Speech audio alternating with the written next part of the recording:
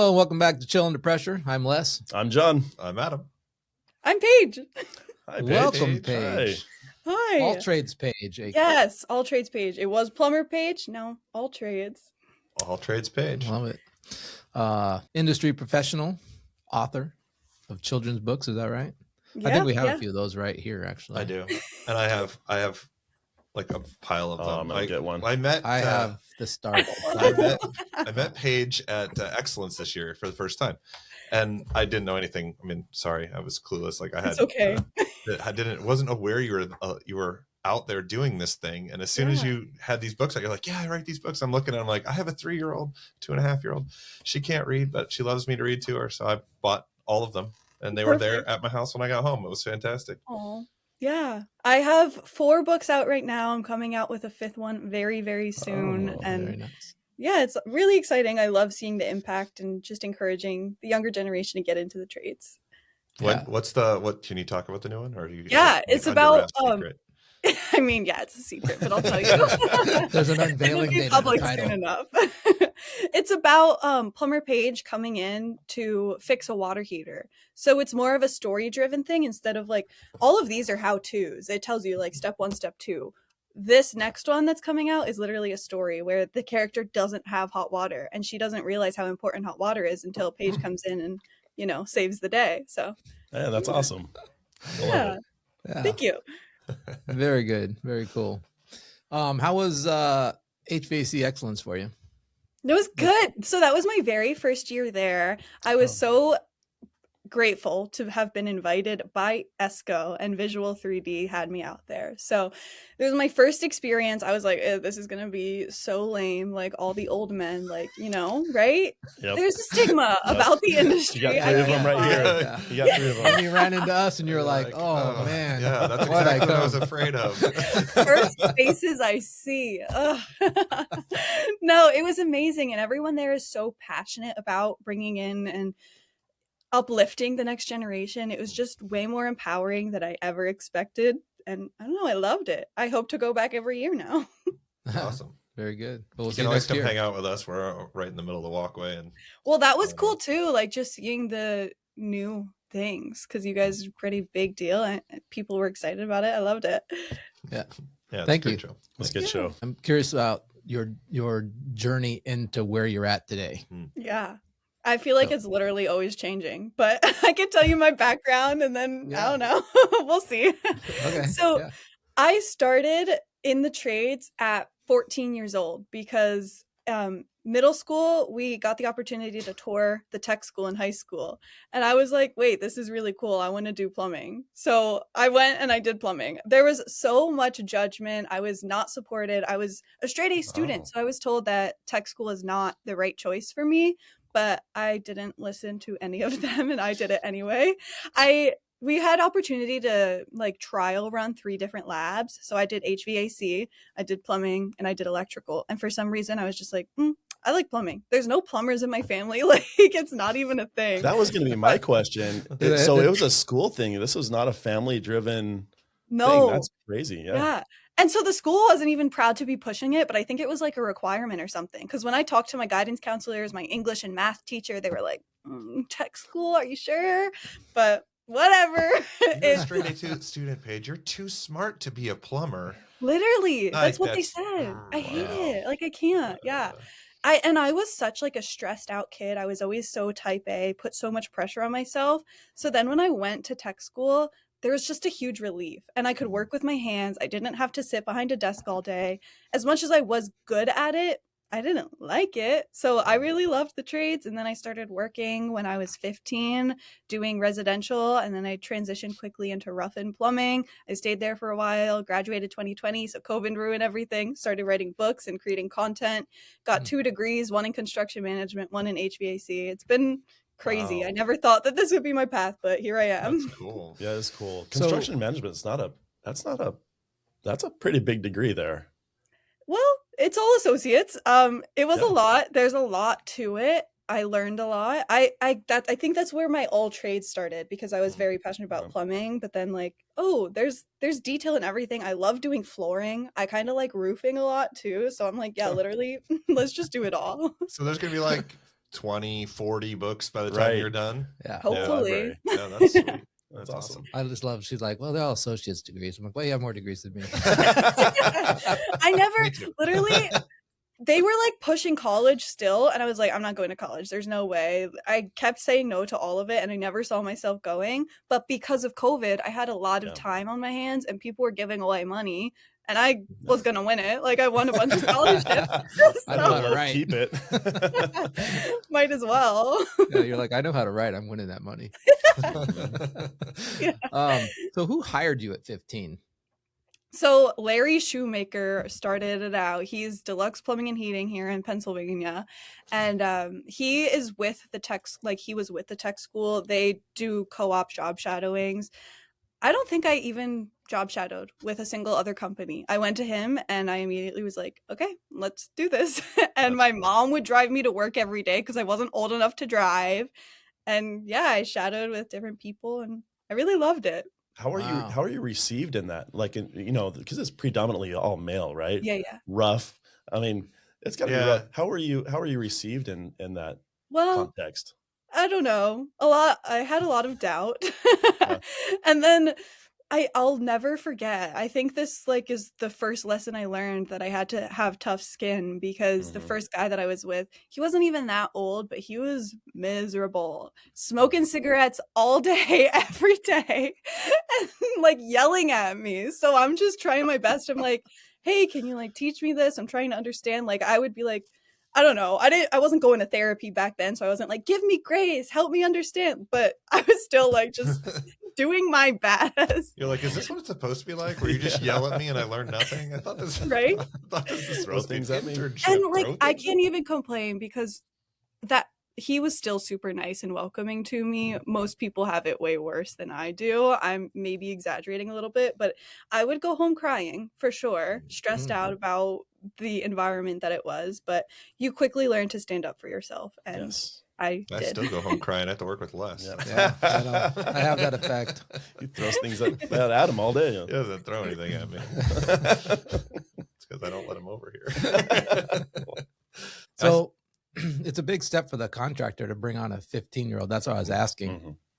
Like that's a big, it's a commitment on their part. There's lots of stuff that goes with it. So that's really.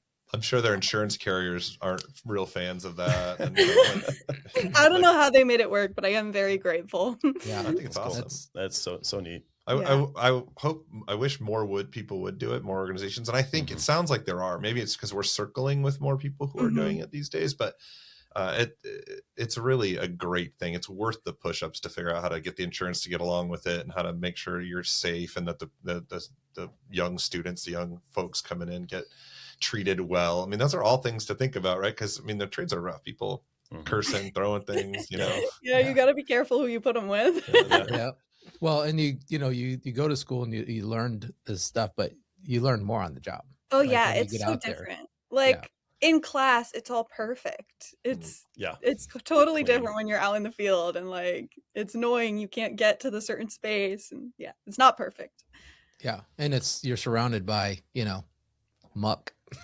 Or people are watching you. You know how much like that pressure alone was a lot for me, just walking into people's houses. I'm fine talking to people. I learned that pretty quickly, but then they wanted to watch me and I had to talk to them like I knew what I was talking about. So the imposter syndrome came in and I was like, what is happening? You're not allowed to be underneath the sink or by the hot water. You're going, what the world's going on here? Let me Google this real quick.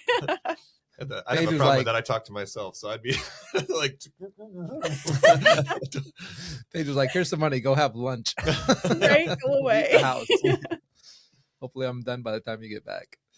Not anymore. Now I think one of my strong suits actually is communicating and simplifying stuff so that people do understand, and that's kind of why I started writing the books too. But, yeah, very cool. Yeah, my daughter knows how to clear a sink now. Yeah. Isn't that so cool? Who would have thought? I don't think I'd let her try. She's only 2.5, but she loves taking things apart. She's very mechanical. She gets into it, but she was like, hence dismantling our studio. Yeah, she's unplugging things, plugging things in where they don't belong. Just come in. It's like, oh. Gotta get all had to reorganize right before. I love it. So you got the book coming out, right? The next one, and that's more of a story. Right. So I'm trying to do more stories along with the how-tos, because when I'm thinking about electrical, I'm not going to tell kids how to be playing with electricity. So we need to transition into more story times. This is the fork. Yeah. Get your screwdriver. No. Unscrew the outlet. So I started with plumbing because that's where I have the most knowledge. But yeah, I have an HVAC one in the works. That's more story time as well. And I would like to get into electrical and roofing, siding, all those things. I got an electrical one that you can do that my family could use some help with. A simple GFI would be great. Just explaining what it is? Well, like, this doesn't work anymore. The house must not be working. Must be at the electrical panel. Like, push the button. There's a little button right there. Just click. Oh, look, the hair dryer works again, Yeah. Those hair dryers will get you every time. Just a hair dryer. Hair dryers will get you every time. I should talk about that. Kids and moms will totally get it. Yeah. Right? Yeah. Like it's relatable. That's my main thing about these books, is that when they're reading it, this is a conversation that happens at home anyway. It's just overlooked. Now we're saying, oh, this is a career path that's available to you. Yeah. And becoming very popular, I might add. Like, we were talking about with some guys this morning, and they're seeing all kinds of new rebirth in the whole idea of coming into the trades, and with AI coming out and all this, and even corporate guys that just want to come work with their hands and get out of the rat race of corporate. We're seeing a ton. I think Adam, you mentioned there was 110,000 openings for HVAC techs, out there in that tech world. So it's pretty neat. I'll tell you that was my stat, but that sounds legit. Sounds good, right? sounds right. I got my one of my sons is talking about going to the trades. He's a straight A student too, but doesn't like school. I mean, he goes, but he's like, I like working with my hands. I like work. I want to get to work. I'm ready to go to work. And it's like, okay, nothing wrong with continuing ed. In fact, I love that about your story. You're like, hey, I wish I went into the trades, and then I decided, hey, I want to know more. So you went back to school and got more while you were doing it. I think that's what I'm encouraging him to do. I'm like, hey, don't be done. Don't stop learning. Don't be done learning. Right. Yeah, maybe I should go back. We all should. But I'm trying to get him to go in, and I suggested him. I said, start with HVAC as far as like learning, because you learn a little bit of, you learn a lot about all those trades, and then if you find a sweet spot, go after it. Because he didn't have that luxury that you had, where you got to try the different, all the different phases and kind of go, they stopped doing that. So sad. Well, at his school they have construction tech and auto tech, so he did it was like basic building, which is cool. And he did auto tech and auto tech 2 because he liked that, but he's like, I don't really want to be an auto mechanic. I want to go to the trades. I think it's brilliant. There you go. Yeah. I love it. And that motivation, like, it sounds like he wants to, even though he's a straight A student, that self-motivation, I think, is what gets you far in the trades, and that like can-do mentality. Just let me do it now. And I tell him, like, just keep learning. There's the people who have been doing it forever that, sometimes they're gruff, sometimes they're rough, whatever. They are a wealth of knowledge. They're out there. If they're at the top of the trade, they got there because they're skilled and they know what they're doing. Learn everything you can from those folks. Yeah. And if you have to thicken up your skin to do it, do it. Yeah. Well, and don't be afraid to be the grunt while you're doing it. Right. Man, I learned a lot while I was a grunt. Right. That's where you learn the lessons. Like, you can't just skip that step, and that's something that's been hard for me to accept, for sure, because I just want to be the pro. When I was in school, I tested, and against all the other students, I was the best of the best in the state, but then like in the real world, I'm just like everybody else, starting out at the bottom. Learning all things. Adam, you brought up a good point, Adam. Like, we're missing that whole generation, the old generation of those old smoker guys, that you were talking about, Paige, that they have that, all that gain knowledge and experience, and we're losing a lot of that generation now. They're phasing out of their roles. So, well, the next generation's coming up, and I think we're doing going to ESCO, and we're doing a better job as an industry, trying to broaden. I mean, there's a lot more to learn. It's not, you don't I say just like it's super simple, but you you've got circuit boards in everything now. Everything's connected some way. There's connected networks. There's like, it just goes on, there's new refrigerants, there's new sensors, there's new regulations, there's like all this stuff. It's not like, I just want to go fix it. It's like, yeah, there's a lot more to fixing it than just, So that's interesting. We're on the plumbing side. How much is that? Is there stuff in plumbing that's getting, circuit, like, obviously you have the pipes, or like flow meters or anything like that, or water heaters, are they going that way, or what do you see? Well, yeah, I think it depends like what area you are in, because I just did rough-in, so I would put in the pipes, and like there's pro press versus soldering, but like there wasn't the super detailed stuff. But I have explored like new technology. It's all going to automation, which is really cool, but all that electrical stuff is a whole new like ball game that I don't know anything about. So yeah, and then like heat pumps, water heaters, all that kind of stuff. There's always improvements, right? And so it's exciting, but you're always going to be learning something. It's not just like as simple. There's codes now, there's regulations. You have to do it a certain way. Follow those rules. And there's reasons why. Right, yeah. Like, slope is important. Right. Well, yeah, that. you gotta make sure the poo goes. Right? It does go down. Well, like it is so simple. Doesn't leave the paper behind. I feel like I try really hard to simplify it, that I sometimes forget how complicated it can be. Because like, yeah, you just need it to go downhill. Keep the good water from the bad water. Don't mix the pipes. But like, okay, sometimes it's not that easy. Yeah.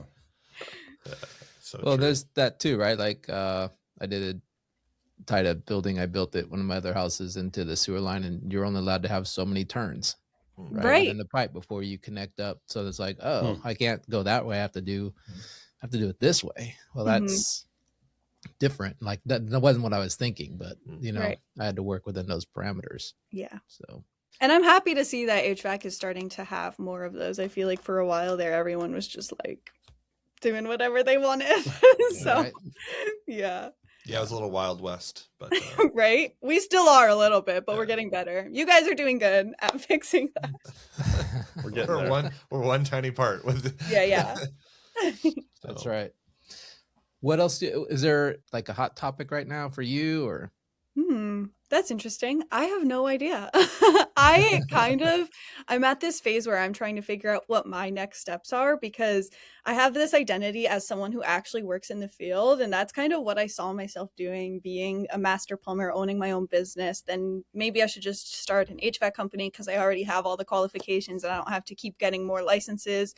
So like there's this whole identity of me that does that. And then there's this other part of me that is doing the kids workshops and talking to students and all of that. And I'm trying to balance that. So that's not really new or exciting, but I'm trying to figure out what that looks like for me.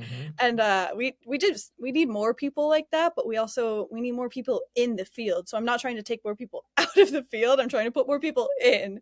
So that's been so you're going to run you're going to be like like what we'd call winter visitors. 6 months out of the year, you're going to be out in the field in the trades. And then 6 months out of the year, you're going to be out on tour. Right. It kind of has been that balance lately for the past 2 years. Like, I don't know what I'm doing. I'm just doing it. And like lots of trade shows, doing the speaking stuff. I go to schools, but yeah, just trying to figure out what that looks like for me. And yeah, I don't know. So you talk about doing, you're obviously writing, but you're also doing classwork. What does that look like? What are you what are you involved with? Where are you doing that? Yeah, so I started volunteer work back when I was literally the student, not even getting taught. Like I was the one getting taught, not teaching, for this camp called Let's Build Construction Camp for Girls. It's free week-long camp talking about basically every aspect of the construction industry. So I went in being plumber Paige, but let's learn about all these other things. So I learned about all of that. I did the camp as a camper for a couple of years, and then I transitioned into a camp leader and helping bring in new girls and teach them and all of that.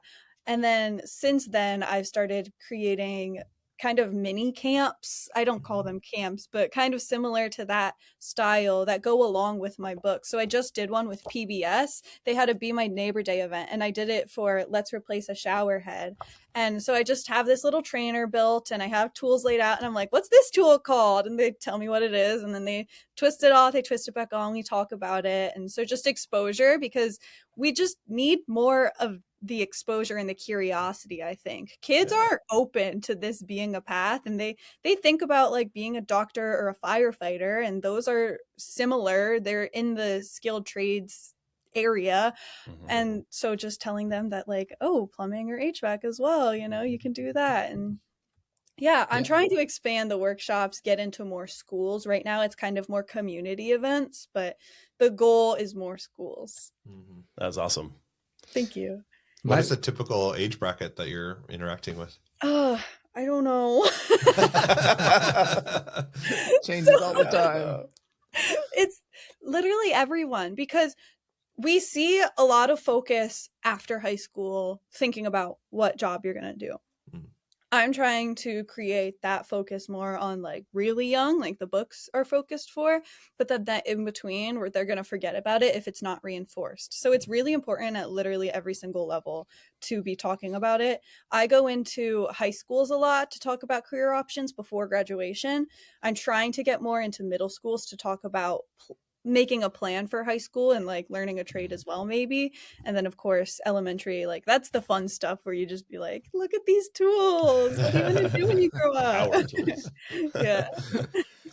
It'd be interesting if any supply houses would host training days with you. Oh my gosh, so I have one in the works being organized locally in Lehigh Valley that we're going to have like a bring your kid to work day, and they get to just, we're going to have a bounce house and stuff, but then also like, what does dad do all day when he's at work, and talk about all that. Wouldn't that be awesome though, if we could just expand that worldwide? Yeah, for real. Is that at a wholesaler, at a supply house? Yep. Yeah. Yeah, that's cool. Yeah. Even if they opened up for community too, outside of the work day, right? And then you have a bunch of stuff you can always reference. It's in there. It's good for them too, because they need people coming in the trades. Even like we were talking to Don Gillis, and they have a problem with Don's with Hardy. Don is with Hardy now. Before that was Opteon with the refrigerator. But there's a skill set leaving the supply house counters, and they don't, and they have to fill that gap as well. So it's not just out in the field, but it's also behind the counter, and this piece does this, and this is what this does, and having that knowledge base behind the counter to help the technicians who need their stuff. I mean, telling somebody else how to run their business, but this seems like a really brilliant strategy for a wholesaler. You're right. Like open it up for a community event, have everybody come in, have the contractors come in so they can talk to their prospective clients, bring the kids, have a whole kid center where you can like teach them what dad does, what these trades are about, whether they're the kid, bring your kid to work, or it's just the neighborhood comes in with their kids, they get a hot dog, they sit down, there's a bounce house that they can go over and they can check out, okay, the plumbing and how does that work, or HVAC, whatever it might be. But you could do that in any of the trades, any of the supply channels. Literally. Just HVAC. So it's cool that you're already working with one to start on that. I love it. Really cool. So I waste too much time planning most of the time. So I'm trying to change that and just like actions. So we're doing it, and then like hopefully I can continue to scale. It's literally a one-woman show. Like I don't have a team. I do this all myself. Not yet. So don't have a team yet. Yeah. I need to hire people. You got Paige Knowles, Plumber Paige, and all Trades Paige. I don't understand. Right. Yeah. It should be easy. And the editor. Action should be pretty there. On the fun side of things, so I'm a big follower of your Instagram. So you showed up to HVAC Excellence, and I'm like, all right, who is this ATP? Let's see what she's all about. And we met at the booth. We kind of did a quick walkthrough of what we were doing, and we went back and looked, and I was scrolling through your Instagram, and you bring a whole funny side to the trades too. Like I think it was hilarious. You had one where you're digging on doing pipes underneath I think it was a house or something. You were working on some sewer, and then you were talking about the vapors coming up and hitting you, and then you put in some swirly. It was you had me laughing. It was so funny. It was funny because he showed it to me. He's like, dude, you got to watch this. It's so funny. Like your face. Yeah, I try to be.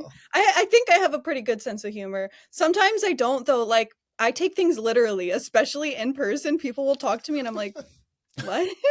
Like, well, yeah. And one of the other things you do that I really like is you did one at a show lately where you're taking your microphone and you're just starting a sentence and then you were going from one guy to the next guy to the next guy to the next lady. Really fun. You know, that was hilarious. And just seeing like what and they're what are you talking about? What are you talking about? It was fun watching that domino effect and having everybody do all that. But so you have a lot of fun, but then like the Instagram, it'll switch and it'll be like, oh, this is serious. You know, yeah. I don't want to be here right now. Like this is like my real side of me. This is not fake. Right. This is real. So, that's really neat to see you put that out there as well. Yeah. You got to be real. I think a lot of social media is all about the highlights, right? And I even talked about this. I was in a documentary about the skilled trades. Oh. Back when I first started. It's on YouTube if you want to look it up. It's called Skilled. It's by 3M. But I talk about this, like social media is definitely a huge part of life anymore. And so many people are consumed by it. It's only the highlights. It's fake. And so I didn't see myself being on social media this heavily. And a lot of people, they dream of being on social media, right? So maybe I had a little bit of that dream, but I think that putting myself out there was just to be real and show the not so fun parts. Like, yeah, there are so many days at work where I'm just like not having it. And we'll talk about the hard things too. One of the first times I worked with this one specific guy in this HVAC company, I climb up on a rooftop and immediately, what's that? Bro, slow down. Yeah. Like, what is happening? But I filmed it, I posted it, and it's real. And then I learned from him too. I'm trying to make a realistic expectation of what it's like to actually get into these fields rather than the pretty perfect jobs that I feel like is supposed to be pushed online. That's the only ones we record are the pretty perfect ones. Right. Yeah. You'll find out in about a month. Well, you got to be careful. Like if you're putting a name on it, you don't want the bad stuff out there. Yeah. Well, some of it's just too serious too. They're not as it's not like a flow or it's not just it's too perfected. Not really fake, but it's just not. It's too serious. Yeah. It's also work. Like I think a lot of people forget that like all of these trades, that's their main job. The social media is the side stuff. It's not the focus. And it's still a job. It's a lot of work to cut video, think about what to say, how to say it. It's not only do you have I'm a pilot. My wife and I fly, and we're both pilots. And when we started doing that, we started doing a YouTube channel. We're like, this is gonna be great. We'll record it. We're having to have a baby, so when we have a baby, the people will dig that. There's a baby on an airplane, and it's so cute and all that. And then we're like, holy cow, like I can't think about when to hit record and what to say. I'm like trying not to die. Yeah. There's so much. Yeah. We got 6-hour video for 10 minutes. Yeah. That's a lot of work. We have 4 cameras going on a 5-hour flight, and you're like, okay, that's 20 hours of film. No. Yeah, editing takes forever. Respect to editors. Speaking of which, our off-screen... Whoa there. That was me. Everyone calm down. No. It's going to be okay.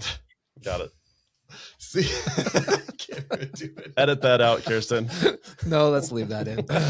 Speaking of which, our off-screen editor, our producer, just handed me a thing. She said, have you ever looked into ESA funding so you can partner with like homeschool groups and co-ops? Because there's a ton of those out there, and they're always looking for new opportunities to engage with folks who are especially doing what you're doing, and so you might be able to get some funding for that, so you're not all trades, all doing everything paid all the time.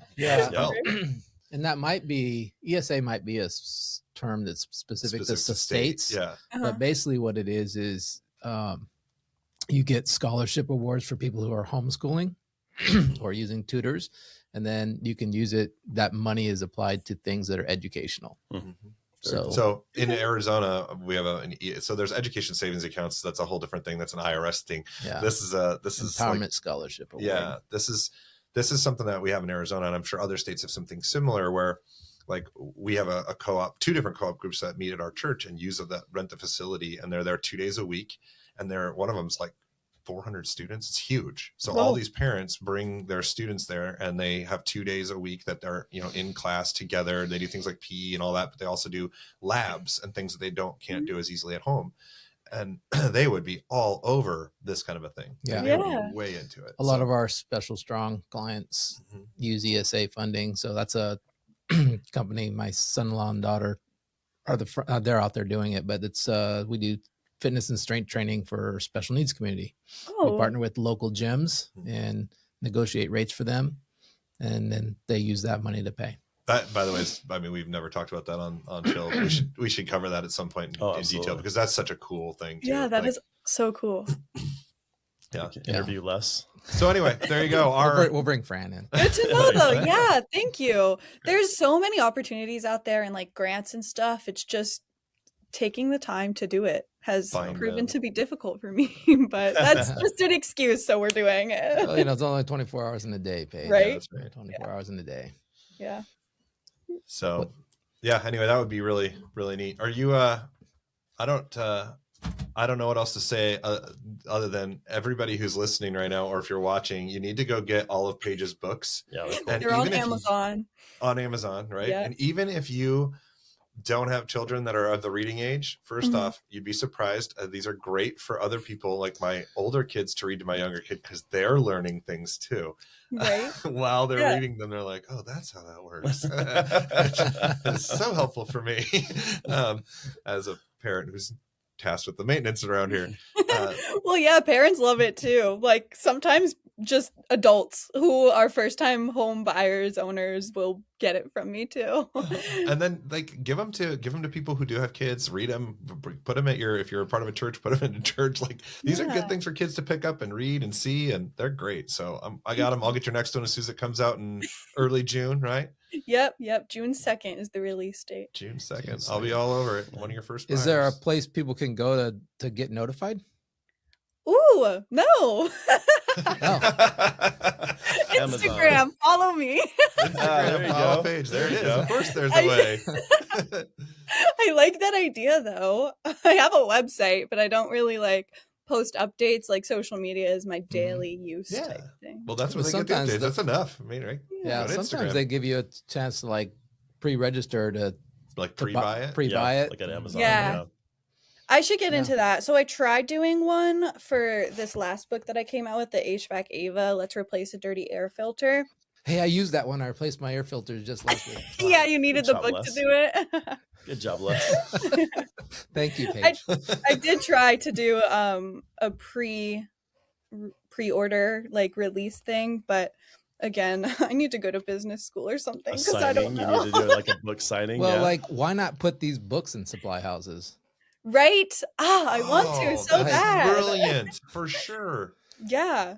If someone's got a contact, please hit me up. All right. We'll see. we'll get you over there. See if we can push on Hardy. They've got all the contacts. Yeah. So I mean, let's see wouldn't that be awesome? Great idea. Yeah, that would be. I mean, everybody's concerned about how to get more kids or more. What we got to do though is make sure you're doing well on the margins though. Also. Well, we'll work on that.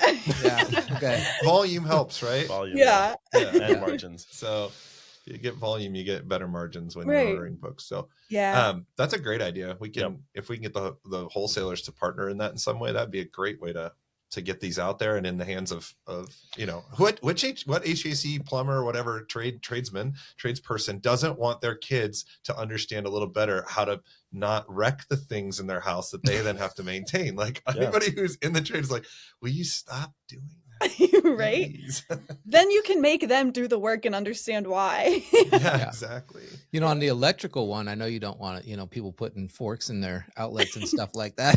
But no, maybe just how it works, right? Right. How it flows. So the basic, a really basic one. Well, that's and what then she you said. got the electrical supply houses. Yeah, she said she was going to do the story sides that it's not a how-to, it's the story of just understanding the concept. Yeah. Brilliant. That's good. I was just coming back to it. Oh, sorry. It's good. Give me a chance to repeat the stuff. Yeah, I love it. Awesome. Well, Paige, thank you so much for coming on. This was a lot of fun. As you get more books, give us a shout and we'll do another round, and we'll be able to promote you and talk about what's been going on since and where you're at in your journey that's ever changing. And, I know it's never going to stop. That's the journey. That's what it is. Yeah. So. Yeah. Are there any shows coming up you're going to be at? Or are you? I'm tired. Yeah. The goal is to I'll be at slow the Sleepy down. Town show. Yeah, like bedtime. I've been going to shows literally nonstop. This week is the first week that I've been home, like actually home all year. So I'm trying to slow down with the shows, because when I transitioned into all trades, it's not just the plumbing and HVAC shows. Now we're going to everything. Yeah. And I was doing it all on my own dime. So I had a savings account with all of my money from all of my speaking and all my book sales and everything, with like this amount. I've dwindled it down to nothing doing all of this travel. So now, like, if someone wants me to go somewhere, you're sponsoring me to go, or I'm staying home. Yeah. Well, we'll look forward to the book release. Thanks again for coming on. Thank you. I had so much fun. Thank you for having me. You guys are amazing. Oh, thank you. Awesome. Thanks for joining us. We'll do it again. Yeah. And thanks for tuning in to Chill Under Pressure. I'm Les. I'm John. I'm Adam. And I'm Paige. We'll see you next time. Chill Under Pressure. Thanks, Paige.